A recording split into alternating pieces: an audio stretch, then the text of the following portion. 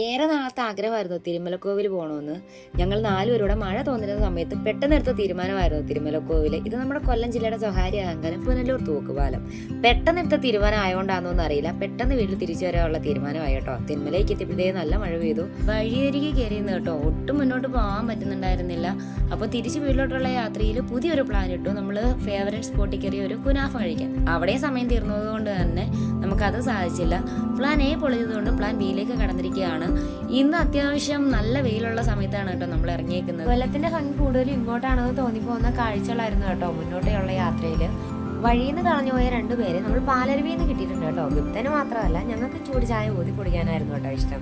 അങ്ങനെ ഞങ്ങളെല്ലാവരും ഓരോ ചായയും കുടിച്ചിട്ട് വീണ്ടും യാത്ര തുടർന്നു. അങ്ങനെ കുറേ നേരത്തെ യാത്രയ്ക്കൊടുവിൽ നമ്മൾ ബോർഡർ എത്തി കേട്ടോ. ഇവിടെ കുറേ കുരങ്ങന്മാരുണ്ടായിരുന്നു.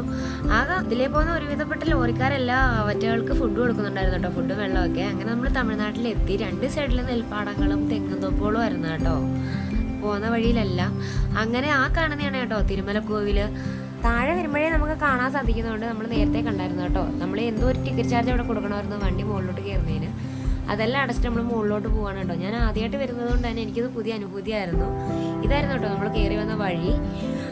ഒരുവിധം പെട്ട സ്ഥലങ്ങളെല്ലാം നമുക്ക് മുകളിൽ നോക്കിയാൽ കാണാൻ പറ്റുന്നുണ്ടായിരുന്നു. ഒരുപാട് നല്ല സ്ഥലങ്ങളുണ്ടായിരുന്നു കേട്ടോ വീഡിയോസും ഫോട്ടോസും എടുക്കാൻ വേണ്ടിയിട്ട്. അങ്ങനെ ഞങ്ങൾ കുറേ വീഡിയോസും ഫോട്ടോസൊക്കെ ഞങ്ങൾക്ക് എടുക്കാൻ സാധിച്ചു.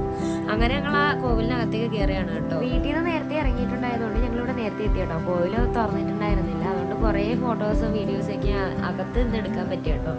കുഞ്ഞുങ്ങളുടെ ഫോട്ടോസും ഞങ്ങളുടെ ഫോട്ടോസൊക്കെ ഞങ്ങൾക്ക് കുറേ എടുക്കാൻ പറ്റി. അവിടെ എല്ലാം ചുറ്റിക്കറങ്ങി കാണാൻ പറ്റി.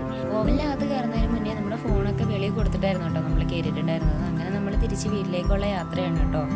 നമ്മൾ അന്ന് ബാക്കി വെച്ചിരുന്ന കുനാഫ ഞങ്ങൾക്ക് തിരിച്ചു വരുന്ന വഴിയിൽ കഴിക്കാൻ സാധിച്ചു കേട്ടോ. അപ്പോൾ ഇന്നത്തെ വീഡിയോ ഇത്രയേ ഉള്ളൂ. മറ്റൊരു വീഡിയോയിൽ നാളെ കാണാം. ടാറ്റാ.